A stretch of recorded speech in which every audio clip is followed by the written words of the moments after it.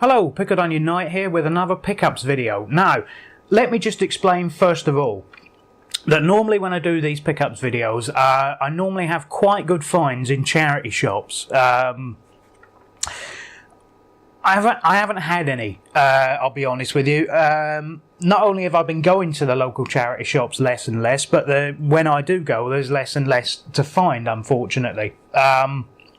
Because we've had a branch of CEX open up in our town, and it's been there for a little while, but people are just beginning to realise now, locally, that instead of donating games to charity shops now, they can take them down to CEX and get some money back. So that, for the games in the charity shops around here, that has made things a bit more difficult, because, like I say, rather than people donating, I mean, if it were me, rather than donating them, I'd probably want to get something back from them, so I could, fair play. But suffice it to say, the charity shops are pretty much drying up here. So there hasn't been a lot of good finds in charity shops, but I'm very happy with most of the stuff I've got this time around. Some of it may have been slightly, well, not overpaid exactly, but probably about the going rate. I haven't really got that many deals. I've paid about the going rate for most things, but there's still some surprises there. But as usual, I will run down the list. I will give you the price that I paid, and hopefully there is some good stuff there. Anyway, so like I say, the few things that I've got out of charity shops, I'm going to get them out of the way first, because that is I think that is probably the smallest group. Yes, looking at that, it is the smallest group. So I'll get them out of the way first and we'll go through them. Right, so the charity shop pickups.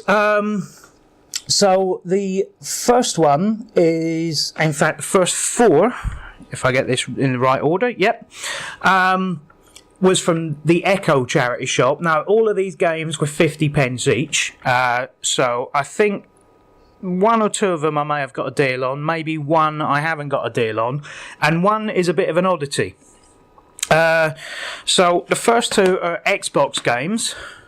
So, Oddworld Stranger's Wrath on Xbox, the original Xbox. Still got the sort of Xbox sellotape on the thing, but of course it has been opened, so, you know. And it's in reasonably good condition, although, for some reason, it has 2 instruction books. So, I don't know what that's about. One of them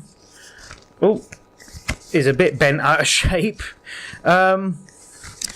Yeah, one of them seems to be in French and one of them is in English, so I can only assume that this is the Canadian version, as if you look closely on the box you'll see that it has an ESRB rating rather than a what's the one, the PEGI rating. So this is the US version of Oddworld Stranger's Wrath, which should be fine on an Xbox.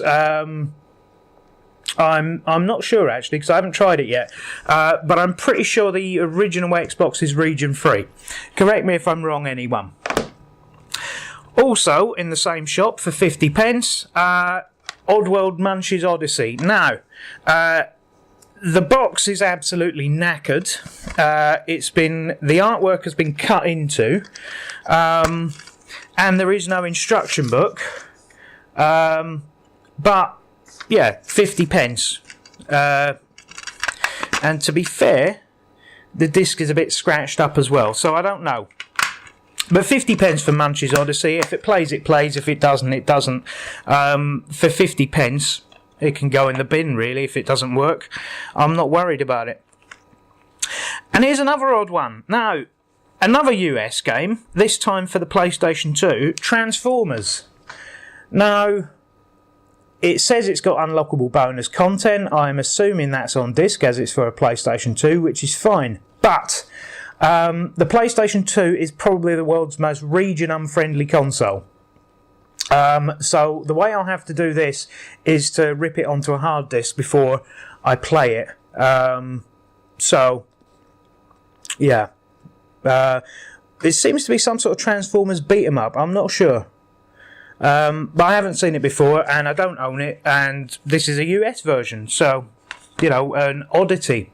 Don't know what it's doing in my local charity shop, but the Echo shop near me seems to be quite good for US and Japanese games for some reason. I picked up, a couple of months ago, I picked up a Japanese DS game in there, which was fun, because of course it's easier on the DS, because DS is region free. And Gran Turismo 4 Prologue I also bought in there, which is again a PlayStation 2 game, although this time it is the European version, but exciting, it also has the bonus DVD. And the bonus DVD looks like it's never seen the light of day before, no? So obviously nobody was interested in that, and in fact the disc looks like it's barely been looked at either, so yeah, Gran Turismo 4 Prologue.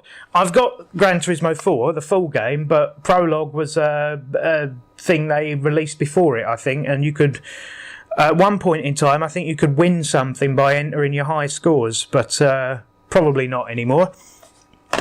Anyway, so that was the ones from Echo, 50p each, quite happy with that. Even if they don't work, I don't care at that price. I can have a nice coaster for the table. And then from, where was this one from? British Heart Foundation. This was $3.99 though. Marvel Ultimate Alliance 2. Now, when I was looking at buying a copy of Marvel Ultimate Alliance, probably about 8-9 months ago, I couldn't get one for under a tenner. I mean, it literally didn't exist for under a tenner, and this one, at the time, was coming up for about the same price. So when I saw it a couple of months ago in British Heart Foundation for $3.99, I thought, yeah, brilliant deal, I'll pick that up. And then went and checked the price online and realised that this one had gone down to around about a £5. So I haven't saved actually that much. But it's all complete. The instruction book is in here, the disc is in here, and I don't know why I'm checking the condition, because it's a Blu-ray. You can't kill Blu-rays.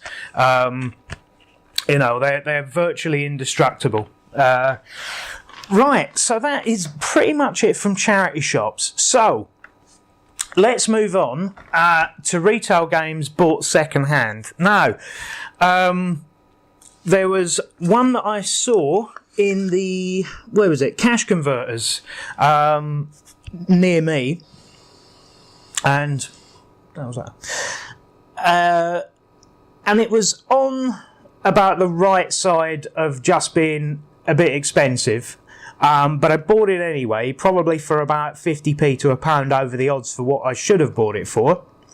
But it was just sitting there in the window, and I thought, yep, I'll have it. And that was Mega Man 2 on the Game Boy. Now, I haven't, again, none of these I've got round to playing yet. If you saw my previous video, you'll know that that has been an issue very much.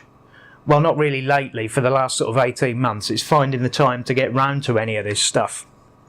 But yeah, so Mega Man 2 on the Game Boy, and that was $9.99. And that was probably about the most expensive game they had in there. They did have a couple of other retro games, but they were all football ones.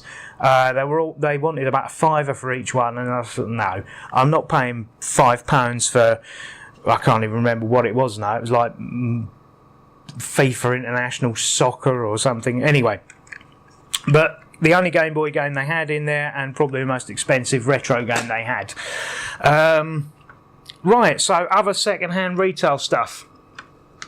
My local CEX, which I mentioned earlier, I was in there wandering about, milling about the place, having a look at what they had in. And they had a couple of things that I wanted to scrub off my list, so I took the opportunity. The first one is Tank Tank Tank on the Wii, the Wii U, which is one that I wasn't overly so keen to have it that I was going to go on eBay and bid for it or anything like that. But it was one of the ones where I thought, well, if I see it, I'll pick it up. So that's what I did. Tank Tank Tank on the Wii U, and how much did I pay for that? See, that was £15, which is about the going rate, but was slightly more than I wanted to pay. But it was on my list, and I'd already said to myself, when I see it, I'll get it. you know, within reason. And the manual's in here, the disc is in here, and if we check, because it's a CEX game, we have to check these now. The cover is the original cover, not a reprint, so that's good. If I can get it back in the thing, which is something apparently we have to check with CEX now. So shout out to Top Hat Gaming Man for bringing that to my attention, because I did, funny enough, this was a couple of days after he'd put his video up about the fake covers at CEX, and I'd never really noticed before, but then when I saw the video I thought, yeah, maybe I have seen that. So I went down and checked, and yeah, quite a few of them are fake covers in there. But there's no point in telling the stuff, is there? You know, you're already going up to speak to somebody that's looked like they've had their face machine gunned with shrapnel. There's no real point in telling them about the, oh yeah, you know your covers are dodgy. Right, okay. Anyway, another one out of CEX, and this one was a £5, is Naughty Bear on the PlayStation 3. Now apparently this is quite good. This is another one that I had on my list, because I think it's one that I just don't see. You don't see that often, to be frank. And again, this is complete manual, disc in nice condition. Again, it's a Blu-ray. It's going to be in nice condition. You can't. And this is the thing. When you're buying games in one of these shops, not necessarily CEX, but certainly if you walk into a branch of game, they'll always ask you for the, like, if you want the disc sorted out or disc protection. If it's a Blu-ray game, don't bother, because if something has done enough damage that a Blu-ray won't play, you're not fixing it. So don't even worry about it. But anyway, as you can see, so if I pull this bump out again, you can see it's not a fake cover, it's the real cover. It's perfectly fine. And that was only a £5. So again, quite happy with that. Right, so that's all the second-hand high street stuff. Oh, the only thing I'm not happy about it with is somebody seems to have taken a smiley face to the bottom of the cover. Now, it hasn't gone through the artwork, so at some point this is going to need a replacement case. It does say there as well, watch out for new downloadable content, but if you've seen my stuff before, you'll know that I'm not interested. I don't want downloadable content, thank you very much. Just finish the game before you put it on the disc. Right, what's next? I suppose I should go through the proper retail stuff that I've bought from proper retail shops. I suppose some of that might be second-hand, but I don't know. Anyway, stuff from proper retail shops, so we'll get to that. Alright, so, stuff from proper shops, or online shops, I suppose, that pretend to be proper shops. The first one I want to talk about is the Thayer's Quest DVD. Now, it's not really a game. It's like, if you've ever played any of these Laserdisc games, you'll know what they are. They're basically QuickTime events, but spread over. Originally, that was spread over a Laserdisc. Now they sell them on DVDs. Now, there were 4 of them released on DVD, and that was Dragon's Lair, Dragon's Lair 2. Space Ace and Thayer's Quest, and the last one I needed was Thayer's Quest, so that completes my collection. And usually this goes for quite a lot of money. If you see the DVD version of this on eBay, it tends to go for quite a lot of money. I paid £7.24 for it on Amazon, and that was including delivery, so I was really, really happy with that, because I've seen this go for silly money. So that completes my set, but the other good thing you can do with this is, if you need the video files for the Daphne emulator, this tends to be one of the ones that is difficult to get hold of, and in some versions of the emulator you need to actually have one of these DVDs in order to unlock the game at all. So they're really handy for that. So this completes my set of the 4, and I mean, they're not very good games, to be fair, but they're a nice thing to have, and we'll never see them again. And even the cat agrees with me, if you heard the little bell there. So everyone's happy. And yeah, like I say, £7.24. I couldn't believe it when I saw that. Somebody reselling this on Amazon obviously didn't know what they had in their hands. So really pleased.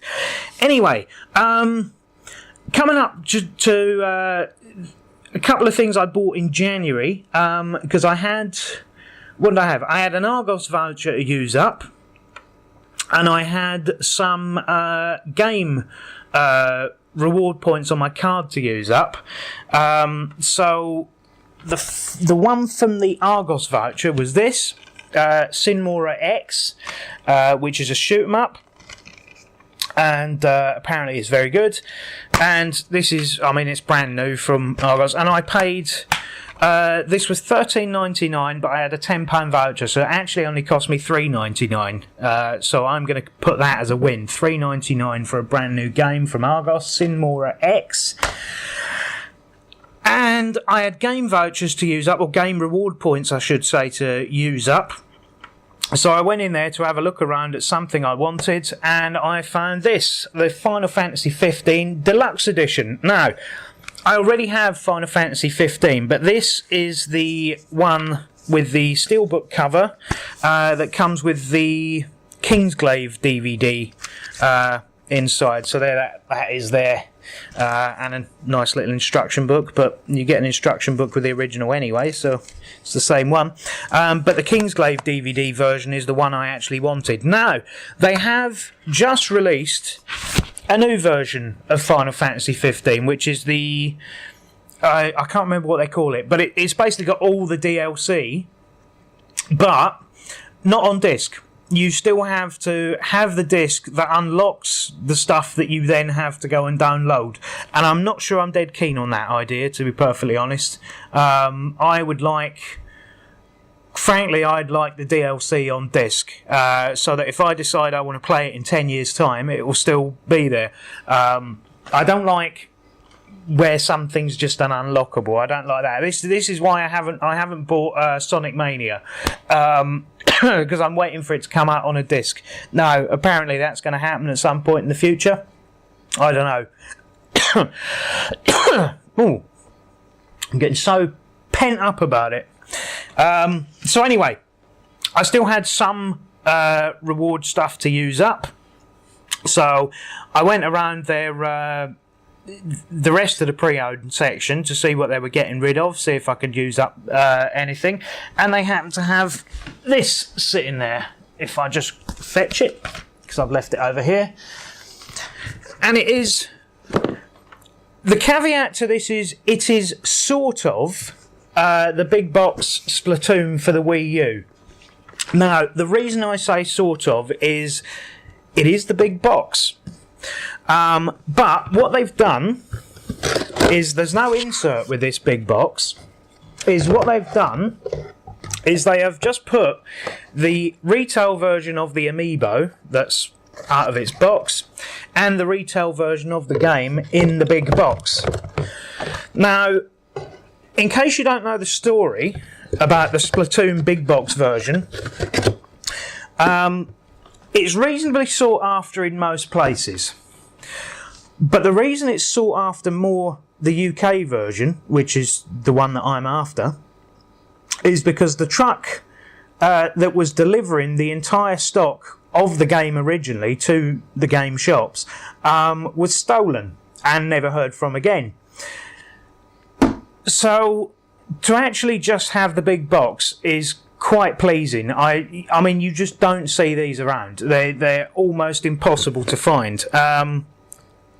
And even though it annoyed me that all they'd done is stuck the retail versions of the game and the Squid Amiibo in here, I'm still quite happy to have it for the moment, at least to tide me over.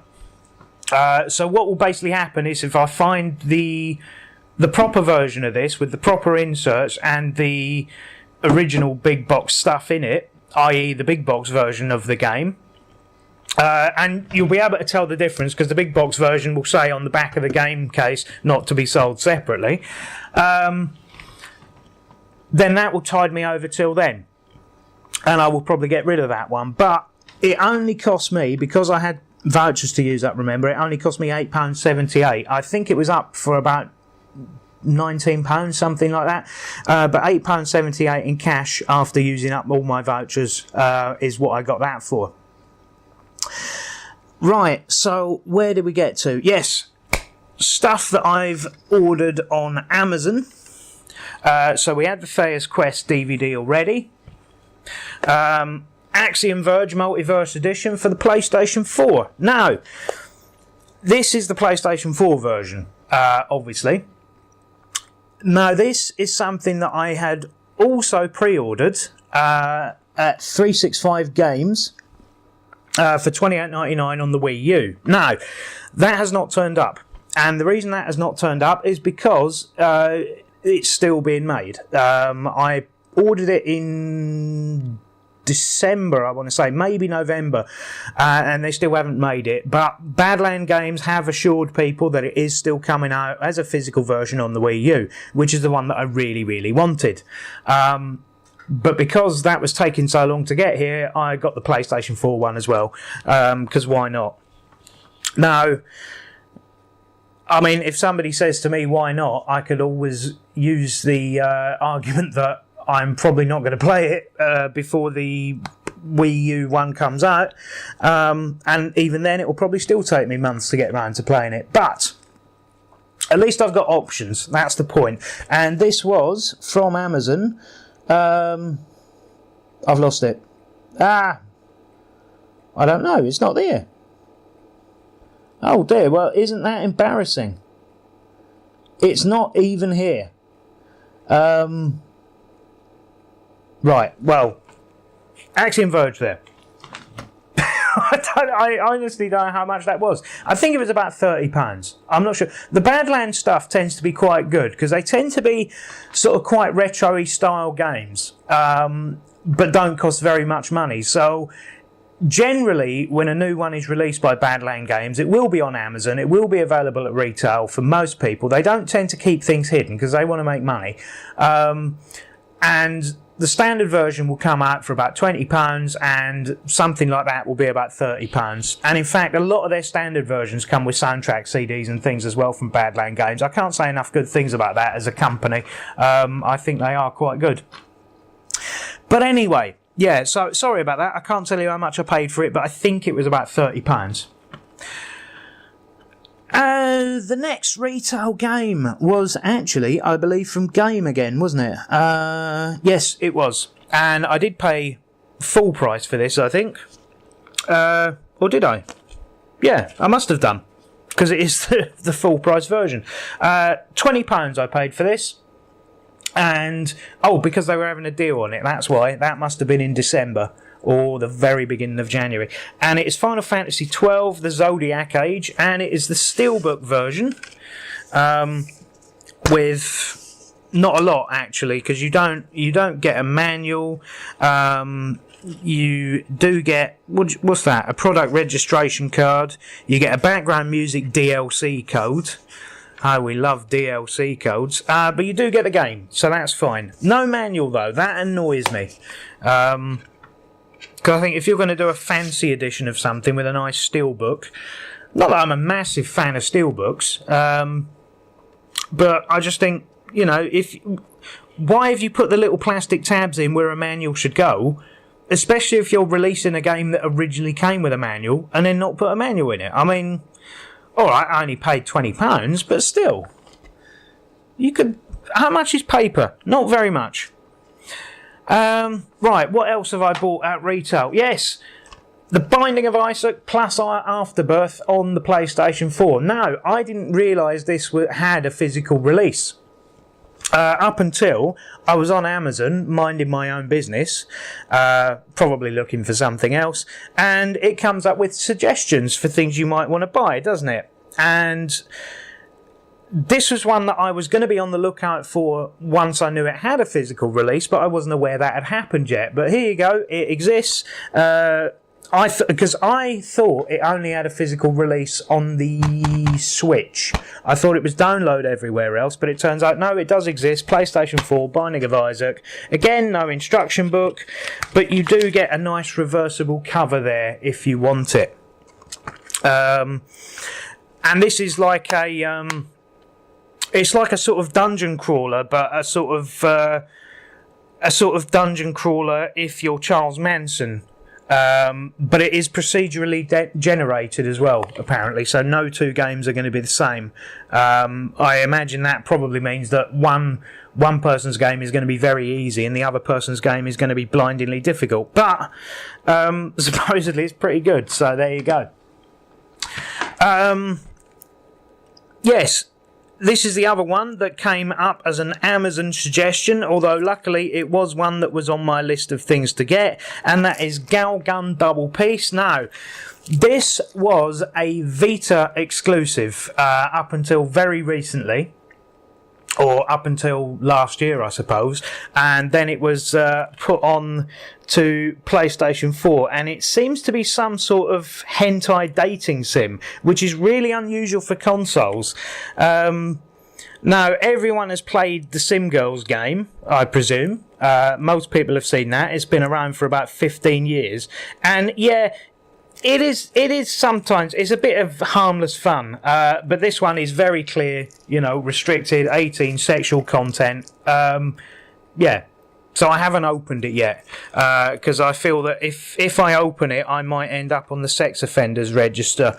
But the reason I wanted this is because it was originally a Vita game and it was getting a physical release on PlayStation 4, and I'm trying to get my PlayStation 4 collection. I'm not buying the Calls of Duties, and I'm not buying the FIFAs, and I'm trying very hard not to buy the popular crap. I am trying to curate a collection where everything I play is going to be a weirdo game. All right, I've bought Final Fantasy and things like that, but I sort of have to because I love Final Fantasy. Well, I love the old Final Fantasy. I'm not so sure. I'm not absolutely sold on the new ones, most of them, to be fair. But I liked Final Fantasy 12. I know it got a lot of criticism when it came out, but I quite liked it. And but aside from that, most of the stuff on the PlayStation 4 that I own is, it's oddball stuff. It's unusual stuff. It's deliberately unusual stuff, or at least stuff that I know if I buy it and I don't like it, I can probably get the vast majority of my money back, if not most of it, all of it. So, with that in mind, actually, there is one more retail game which I've got over here. Oh, actually, no, I'm going to leave that till last because it's a bit of a rarity. In fact, there's a couple of these that are a bit of rarities, so I'm going to leave them till last. So, keeping in mind what I've just said about having a collection of particularly oddball and rare stuff, let's move on to the limited run, strictly limited, and all the rest of it games, because a few of them have turned up. There's quite a few that I've bought that haven't turned up yet, but we'll see. So I've got here 2064 Read-Only Memories. This is a limited run game, and yeah, this one does actually come with a manual, but not a very big one, so I like that. So again, I can't tell you what any of these games are about because I haven't got round to playing any of them. I think sat in my PlayStation 4, the No Man's Sky disc is still in the console. I haven't even played that in weeks, and I haven't taken the disc out yet. Crawl, which is a dungeon crawling game, it looks like, comes with a page, not a manual. Super Gun World 2, which I don't know what that is. Looks a bit like, I'm going to say Sonic Blast Man, but maybe not. Anyway, no, not Sonic Blast Man. What's the one where you're in the tank and you can be the little guy that comes out of the tank for... No, it doesn't matter. Doesn't matter what it is. Anyway, this one comes with quite a hefty little booklet, actually. Quite pleased with that. So I'm probably more into the accessories than I am the games, to be fair. But the idea between buying limited run stuff, and limited run know this as well, is that a lot of people are buying it because if they you know, they're taking a punt on it basically, and if it turns out they don't like the games, they can always get rid of them for what they paid for them. So it really doesn't matter if any of them turn out to be crap, because somebody will buy them purely because they're limited, because most people are buying them purely because they're limited, and that's sort of how it works. So anyway, Rockboshers DX, little manual, some artwork, not too bad. Yesterday Origins. Now, supposedly this is a bit of a this is like a horror game. But I don't know. Again, I can't really tell you because I haven't played it. Little page booklet, not much to look at. Next Machina, which is supposed to be like a Metroid style game. So that might be one to play in the future. Yeah, if it is like Metroid, I can see me getting a kick out of that, because it must be 20 years since I've played a Metroid game. The Bit Trip. Now, I've kept this sealed, and the reason I've kept it sealed is because I probably am going to sell this on, because I bought this being under the impression that Limited Run were the only people releasing it. But I didn't know, and have since found out, thanks to somebody online, I forget who it was, that this came out on the Nintendo Wii 6 years ago. So, yeah, that is probably going to get sold on, and I will buy the Nintendo Wii version, because the Nintendo Wii version is about a £5, whereas I can probably get my 30 quid back for this, or whatever it was, 24.13. All the limited run games are about the same price, so they're all around about the £25 to £30 mark, including delivery, depending on how the currency was doing at the time, because of course you're paying the price in dollars. Well, everyone's paying the price in dollars, but when I buy it, it converts the pound to dollar rate. So sometimes they're £25, sometimes they're £30, sometimes they can be sort of £22. It depends how good the dollar's doing that day. So what I love is on a Friday morning, just before these go on sale, and Donald Trump tweets out something stupid that crashes the stock market. That is brilliant, because then the dollar collapses and I get my games cheaper. So, yeah, I support Donald Trump in every silly tweet that he does, because every time he does something stupid, my games get cheaper for a couple of days. Screen Cheat. This is still in the shrink wrap as well. Now, this is a funny looking one. Now, I wasn't going to buy this one, because it looked really stupid. But then when I thought about it, I thought, actually, that sounds really good. What it is a multiplayer game. But you don't see your own guy. You only see through the eyes of other people's screens. Which I suppose lends itself to the name, is Screen Cheat. I mean, it's like one thing when you used to play, when you used to play a sibling or a friend at Mario Kart, the battle mode of Mario Kart on the Super Nintendo, you always used to look at their screen to see where they were, especially if they just activated a ghost. You'd always look at their screen to see where they were, wouldn't you? And that's sort of the format of this game, only that is the mechanic of the game. So that's sort of quite clever. I don't know if it would be much fun, but it certainly sounds clever. Anyway, Croixlure, I don't know how you pronounce that, Sigma. This is, it's just basically a what do you call it? Slash 'em up, I suppose. An arena style slash 'em up, which did actually look pretty good. But again, I haven't got these last lot that have turned up. I haven't got round to even unwrapping them, let alone actually playing them. And I could sit and unwrap them now, but the last time I did a pickups video like that, I probably spent more time trying to get the plastic off stuff than I did actually opening it and talking about it. So I'm not going to bother with that, because I think it did break up the flow last time, and I'm just going to keep talking and talking and talking until I run out of breath. There we go.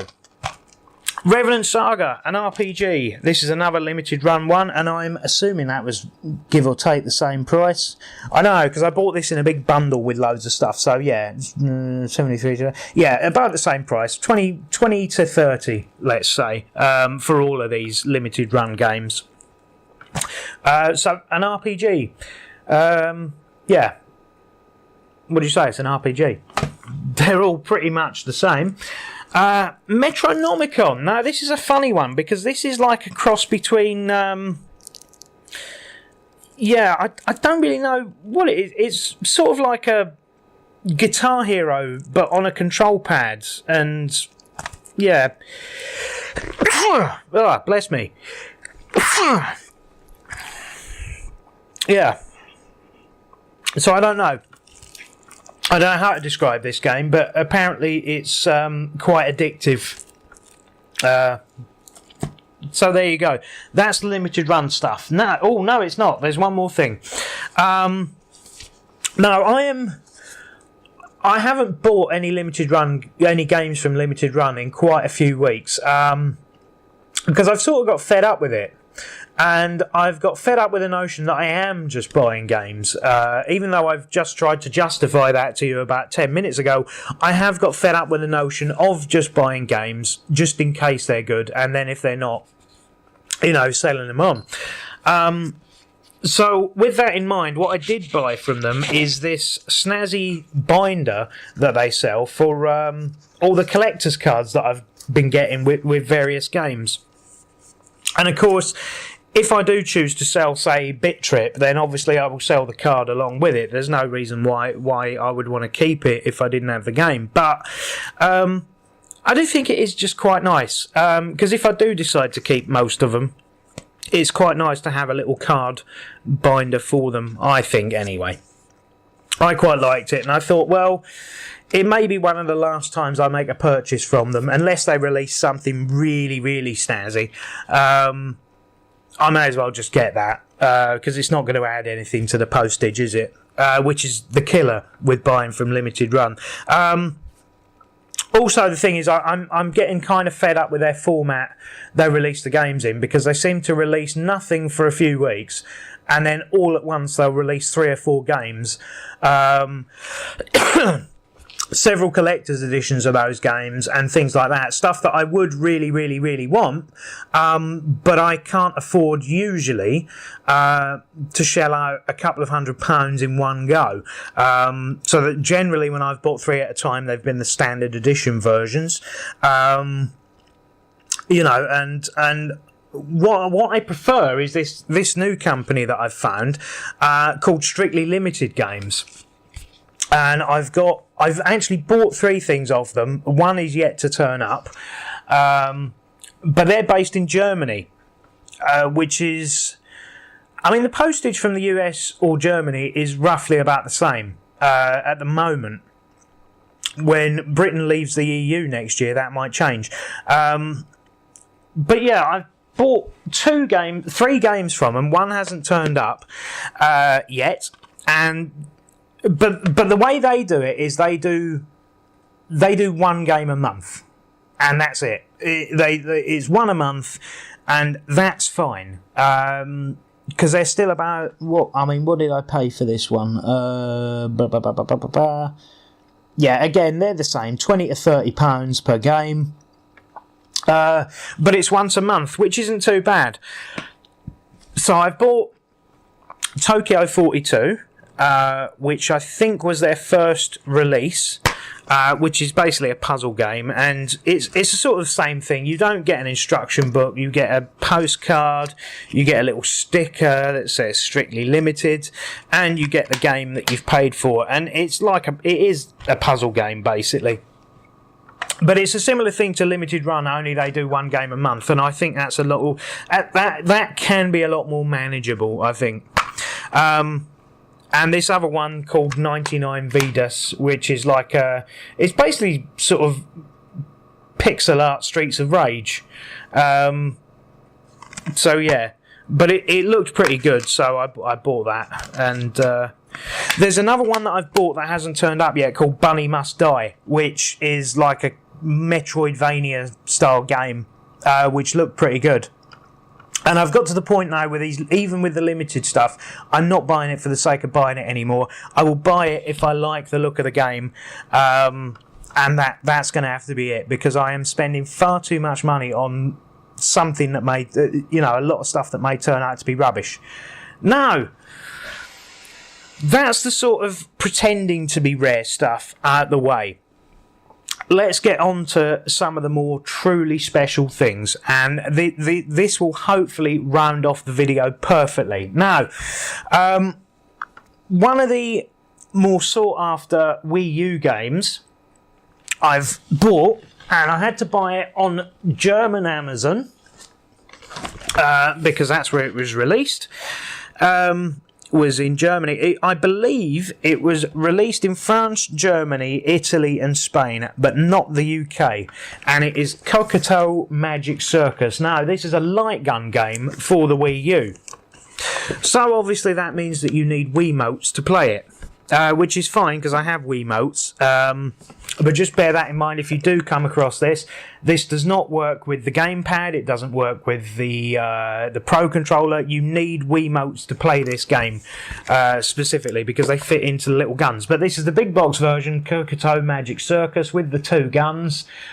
I believe there isn't a version of this with the guns available in black. Is it black or is it orange?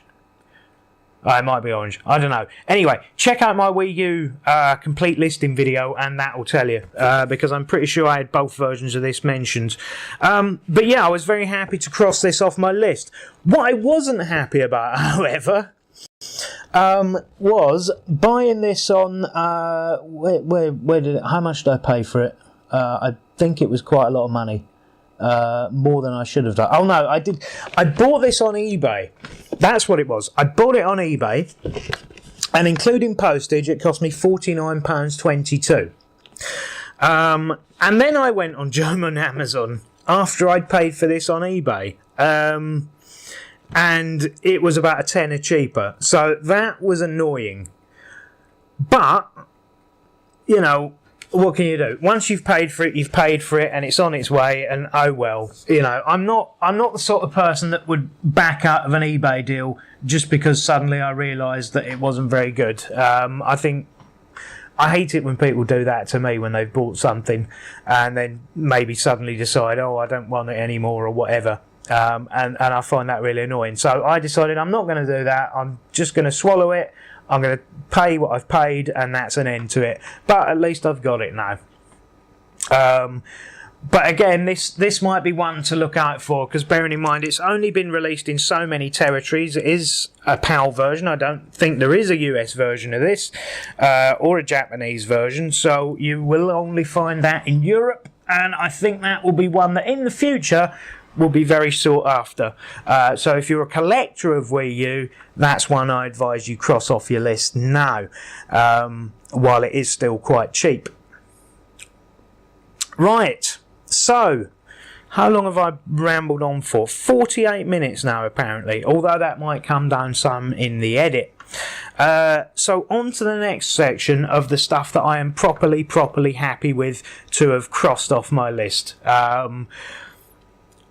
Nothing is going to be amazingly earth-shattering, but it is 4 things that I am absolutely chuffed to have crossed off my list at this point. So now, to finish up the video, I've already showed this, and in fact I did a whole video on this, the Amstrad GX4000. Now, I was really happy with this because it does work.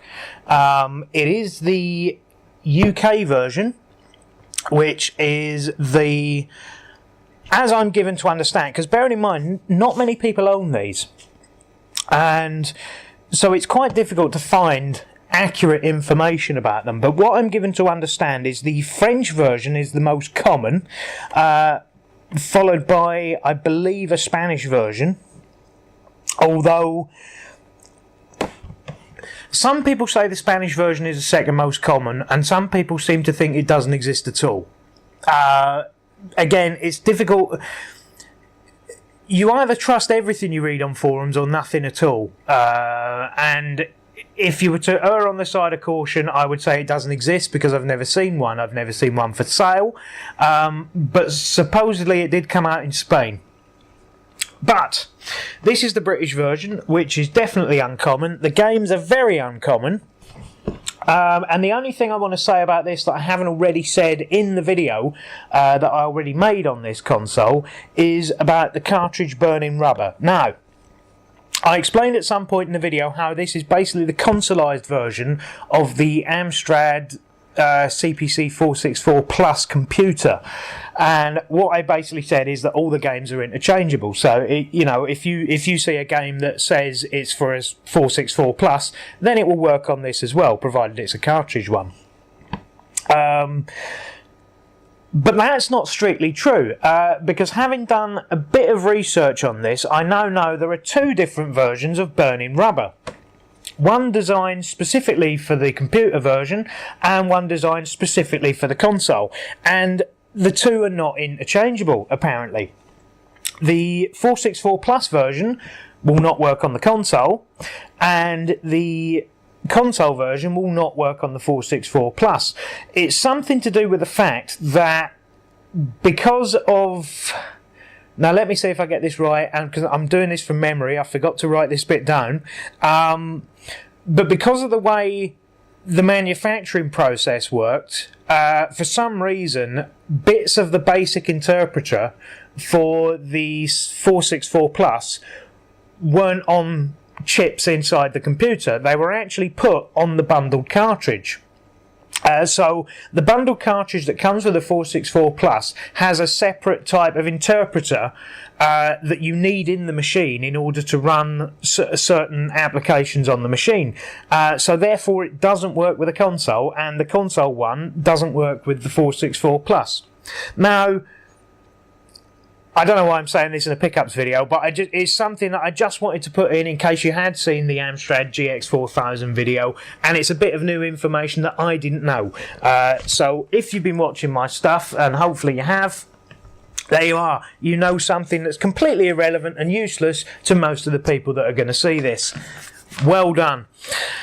Right, the next thing I want to talk about. Now, this next thing I've bought isn't really a game.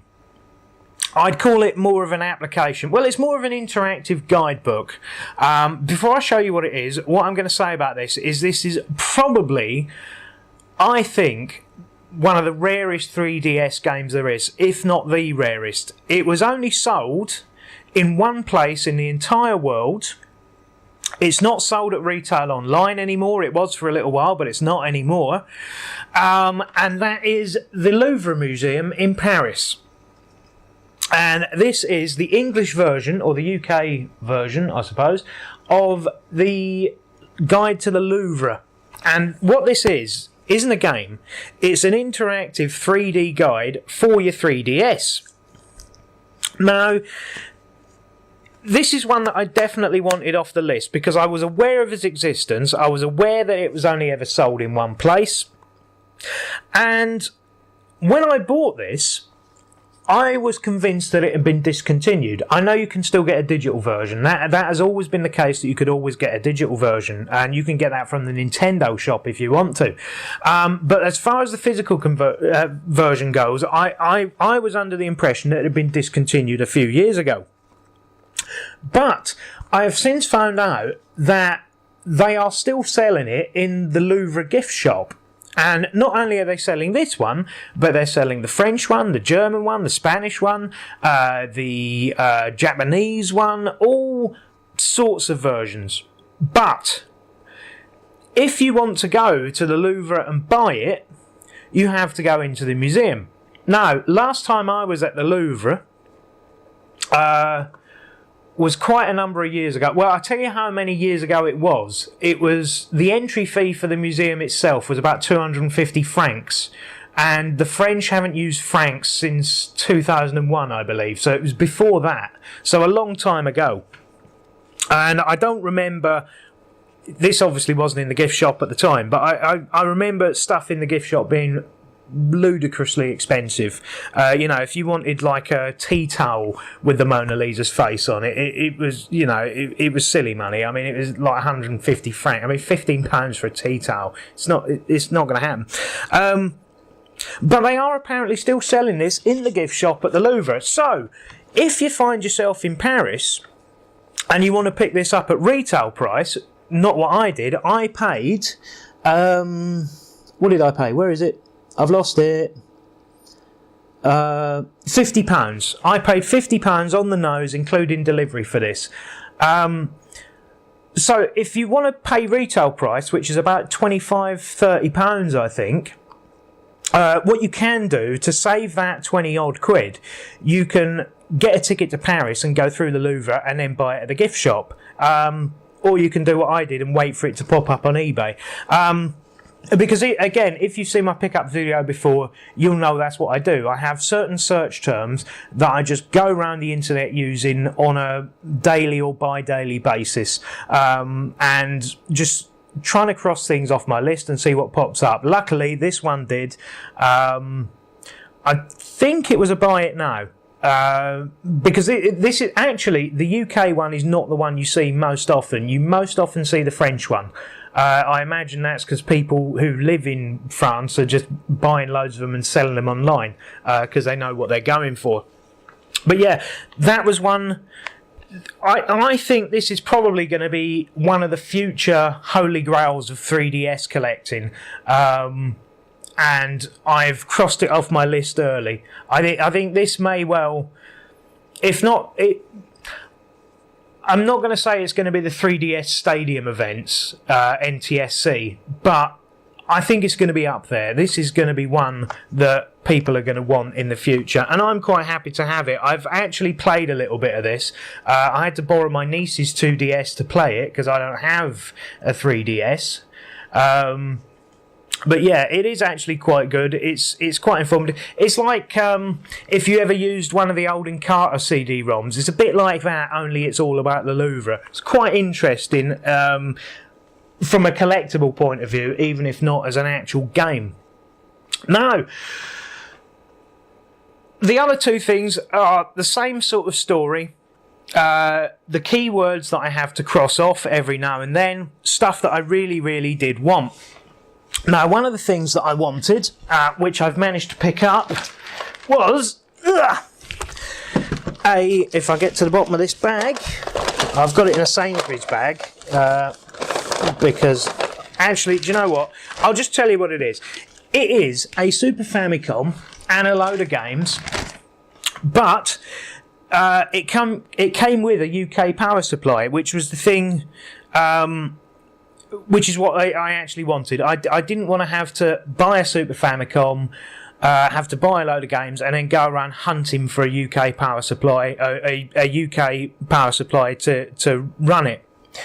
The only problem I have now is that I have to, although it does actually work with my television, which is odd, because I didn't expect it to, it does actually work, but...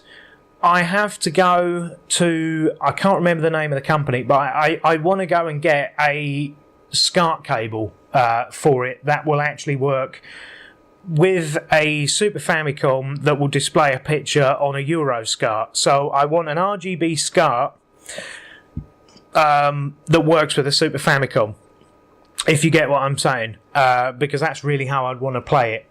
But I'll just show you exactly what's in here if I get it all out. So there's a Super Game Boy in here, which is obviously the Japanese version. This isn't the Super Game Boy 2. That's what I would have... This would have been the icing on the cake if this was the Super Game Boy 2, but it's not. It's just the normal one. Pretty much the same stuff is in there as is in all the other Super Game Boys. What else? So I've got Battle Grand Prix, Super Street Fighter 2. Again, these are all Super Famicom games. They won't work on PAL machines. Slapstick. What's that? Fire Emblem. So that's I think the original Fire Emblem. Although obviously it's in Japanese, I'm going to struggle to play it. But you know, it's there. What's this one? This is Meijin Tensei. Honu no Daiyuki Dodge Danpai. So, dodgeball, basically. Fist of the North Star 6. Or Hakuto no Ken. So, that's Fist of the North Star. Yaiba. This one is Super Wagon Land or Wagon Paradise. What else have we got? Captain Tsubasa 3. Mario All Stars.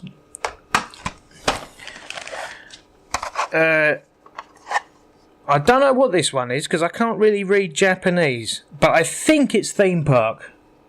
Just going by the picture on it, I think it's Theme Park. Chibi Maruko-chan Hairikari 365 Nichi no Maki. Yeah, I don't know either. And by the way, I haven't learned any of this. I've put like little in case anyone thinks I'm just yeah. No, I have cheated. I've anything that's very clearly in Japanese, I've put little stickers on the back so that I actually know what the thing says because I knew that might be an issue. Ogre Battle. Again, I think this is the first Ogre Battle. I'm not 100% so. Oh, what is that? The March of the Black Queen. So, any Famicom fans will be able to tell me. Mario no Super Picross.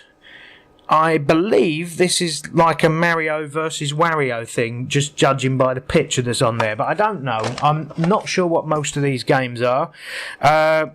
Ultraman, very clearly. You can see Ultraman there. There's no mistake in that. That's definitely Ultraman. Hanjuku Hero Ayu A Sekai Yo Nare. Nair? I don't know. And by the way, if you are Japanese, sorry. You know, I can only say it as it's because obviously I can't read Japanese. And this is the best sort of anglicised version I can get. So if I'm mispronouncing any of these words, I don't know what I can do about that. That's just what it is. This is Dodgeball again, the same one. It came with the same game twice. So one of them is probably going to go on eBay. I don't know. Oh, I'll just keep it for the hell of it. Battle Robot Retsuden. Shiren the Wanderer Mysterious Dungeon 2. Now, funnily enough, I had actually heard of the Mysterious Dungeon games before this, but I'd never actually played any, and I still haven't. But at some point in the future, I will give it a go, because apparently this is more of an action sort of game, so it shouldn't require much translation. Oraga Land, Shushai Best Farmer. Supposedly, this is like what's it called? The one that's like Farmville that isn't Farm. Supposedly this is a bit like Harvest Moon, but I don't know because again I haven't played it. But we'll see. But I can't imagine that would be very easy to play without translating. Maho Jin Guru.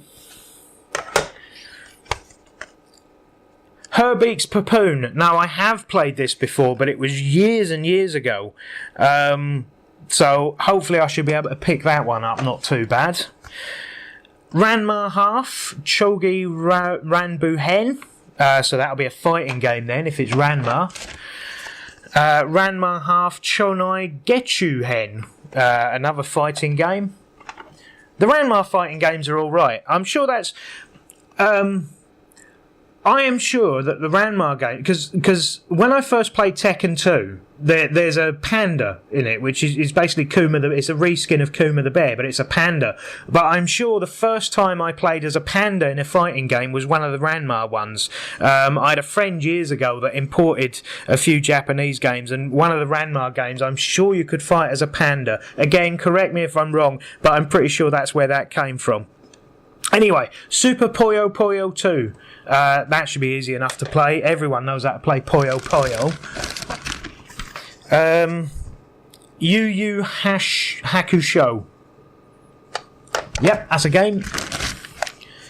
Now this one's got somebody's name on it. So if you are this person that's put your name on the game, look, I've got your game. And this is Doraemon 2 Nobita No Toys Land Adventure. Now, this Doraemon fellow, I'm sure I've seen him on a few things before. I think he's like a sort of, not exactly like a Hello Kitty character, but I think he's like a sort of Japanese children's character. Again, somebody correct me if I'm wrong, but I think he's got a lot of games based on him. And that's it. Oh, no, hang on. No, there's one more game in here, and it is Super Chinese World. I don't really know what that is, but I'm not going to go into what that might mean. So anyway, yeah, so UK-ish power supply, and a little cable that somebody's put in from GameSeek. So that works. The one thing I will say about the Famicom, or the Super Famicom, is you forget how little cord Japanese controllers have. They do have really short cords. Not that it's an issue in this day and age, because everything's wireless, but I mean, look at that. There's barely, 90 centimetres here. You'd have to sit right close to the telly in order to play this. And but as far as I'm aware, and I haven't tried this, I should really, you can use UK and US controllers with a Super Famicom, so that's fine. And this is the unit itself. It looks exactly the same as the Super Nintendo, only instead of Super Nintendo, obviously it says Super Famicom. And yeah, that's about it. It looks exactly the same as the PAL Super Nintendo. Right, so let me just put all this away. I'll cut that bit where I'm putting it all away, and then I'll be back to you in a minute. The last thing on this big long list of stuff is, again, because of what I do when I'm trying to cross stuff off the list, I have stuff that I look for every few days. And I type it into Amazon, I type it into eBay, and when I see it at a reasonable price, the thing that I'm after, I jump on it and just buy it, because I know roughly what I want to pay for something. Whether it's a good price or not, I know what I want to pay for it, and that's generally how I work. Now, one of the things I've been after for a long time is a Sufami Turbo adapter. And if you don't know what that is, then I'll explain it as I'm going through this. So, I'm on eBay. I type in Sufami Turbo, and the usual stuff comes up. You know, the Sailor Moon Sufami game that goes for hundreds of pounds for some reason. There's a Power Rangers car beating up game. You know, again, it goes for silly money. And then you've got the what do they call them? The Gundam games, which don't go for very much at all, because they're the most common ones. But one thing I've never seen is the adapter on its own. See, I always was under the impression that it was sold bundled with a game. It was always sold bundled with a game, whether that was the Sailor Moon one, the Power Rangers one of the Gundam games. There's another game where, like a puzzle game with two guys with big chins on the front. But I was always under the impression that it came bundled with a game, because that's how I'd ever seen. Unless it came unboxed, that's the only time I'd ever seen it was bundled with a game. So, imagine my surprise when I go on eBay, and let me just get this out of the bubble wrap, which I've kept it in, and I find this. Get out of the way, bubble wrap. I find this. Now what this is a shipping box of 10 Sufami Turbo adapters. And as you can see here, it's got all the graphics on the box. And they are all in here. And they are all complete. So there's 10 of these in here, including the one I've just taken out. And it is the Sufami Turbo adapter. And I have ended up with 10 of them. And let me just open the box here. Now, what this is an adapter that was made by Bandai. And the story goes like this. Bandai wanted to make Super Nintendo games.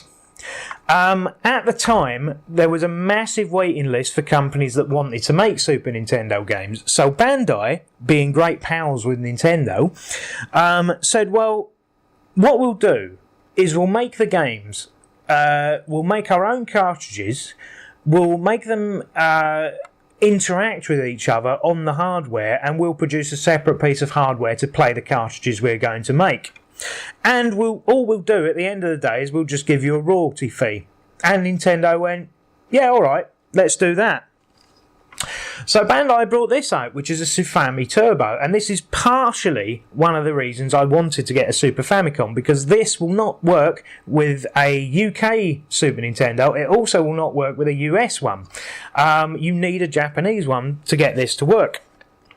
And yeah, so I wanted one of these. I didn't get any games of it, unfortunately, so I can't test any of them, although I've only opened the one. But yeah, I think it's an interesting piece of hardware with an interesting story behind it, but more interesting than that, I have never seen this sold, any of these sold, as the adapter only. Any time I've ever seen them sold in box, they have always had a game bundled with them. You know, and graphics on the box, usually a match. So I've ended up with 10 of these things. Now, the price I wanted to pay for one of these things was a maximum of £25.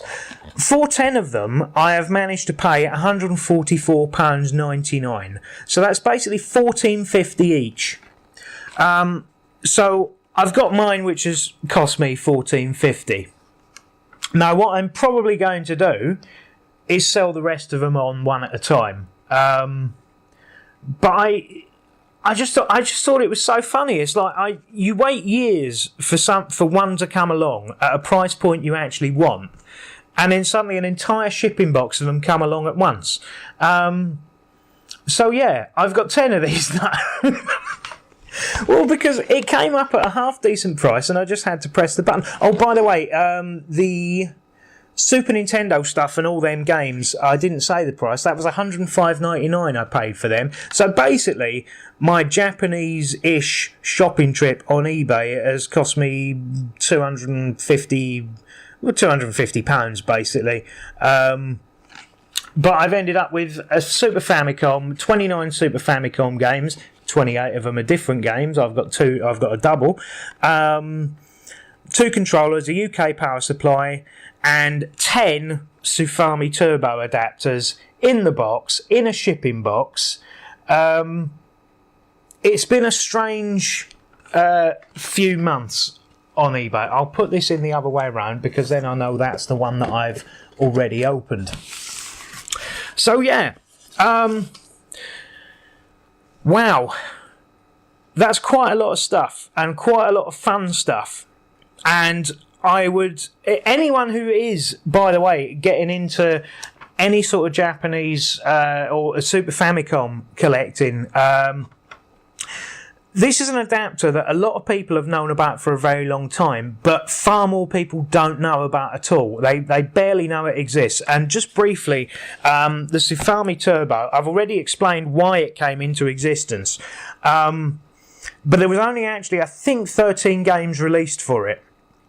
And again, they were. There's a Power Rangers game. There's a Sailor Moon game. There's a puzzle game where you play as two guys with big chins, and there is. I think the rest of them are all Gundam games. But the thing is, they've got 2 slots in the hardware, and if you put in 2 games that can interact, they will sort of interact with each other. So it's really clever how it works. And bearing in mind that was during the days of the Super Nintendo we're talking about. So it really is quite clever hardware. But yeah, so that's it. This is the icing on my cake. I'm going to put that back in the bubble wrap because I don't want to get damaged. Because I think it's quite a nice box as well. What I might do is, once I've got rid of all these that I don't want, I might use this to store sort of Super Famicom cartridges or something. I don't know. But it is quite a nice little shipping box, isn't it? It's quite neat. Yeah. Yeah, I never thought I'd own a full shipping box of anything, to be perfectly honest. But I suppose it has to happen at some point. Anyway, that's it. If you have anything you like the look of or anything you want to comment on, then please do. Like I say, I'm obviously still waiting on some stuff to turn up. So one of the things that I'm waiting on turning up, obviously, is that Axiom Verge for the Wii U. I forgot to mention the Pokemon Watch, but I'd already done a video on that anyway, so if you've been watching my stuff, you already know about that. Bunny Must Die from Strictly Limited Games. I'm, still waiting on that. Yeah, there's a couple of limited run ones I'm sure I'm still waiting on. But again, they'll just have to wait. But I think that's it. I think I've gone through everything. Because the trouble is, it's getting to the point now, whereas if I buy something big, like the GX4000 or this box of stuff, I haven't really got anywhere permanent to put it. So everything is sort of on a day-by-day basis, sort of being moved around and not thrown about, but you know what I mean, where sometimes you have to go, I have to put something there and that's there, so I have to move it. So I'm sort of getting to the point now where I have to sort of reorganise everything. So there might be a few things that are actually missing that have been accidentally organised into the haven't shown already pile, or something like that. So something might turn up next month that I actually bought months ago, purely because I go, that should have been on that list from then. That might happen. But like I say, I really am pleased with pretty much everything this time around, and anything, I think everything, at the very minimum, even if I don't enjoy having it at some point, it has some sort of resale value. Definitely I'm going to be getting shot of the Safari because I don't need 10 of them. Basically the only reason I bought 10 of them is because it was stupid not to, because do you know what I mean? I could easily knock out the rest of them for £15 something each and get my money back. But also I've got a really snazzy box as well. So yeah, what was I saying? Yes, questions, comments, anything you like. Keep it clean, keep it reasonable. I don't want any abuse. Again, if you saw the video I uploaded last week, I've already gone into that. And yeah, now I've got to finish up, edit this, and put everything away. So I'm going to have a really busy day ahead of me. So yeah, and also, if you want to, because I quite like seeing what other people have got. So if you've got any interest in pickups that you think might apply to anything that I've bought here, then feel free to sort of put it, in the comments or whatever, and maybe I don't know. I don't really know. I'm not really sure how to play audience interactivity these days, because it seems, and again I went into this in detail in the last video I did, but it seems to be I'm getting a lot of negative audience feedback, an awful lot of negative audience feedback these days. I'm not setting out to do that, but to be perfectly honest, I like being sort of slightly horrible and sarcastic, so maybe that's what's rubbing people up the wrong way, I suppose. But I kind of don't care, because I'm happy with all of this, and that's it. And I've showed it off now, and it can all go and hide in a cupboard forever, and I'll never touch it or look at it ever again. So I have been the Pickled Onion Knight. I will see you in another video, and I hope you've enjoyed watching these pickups here.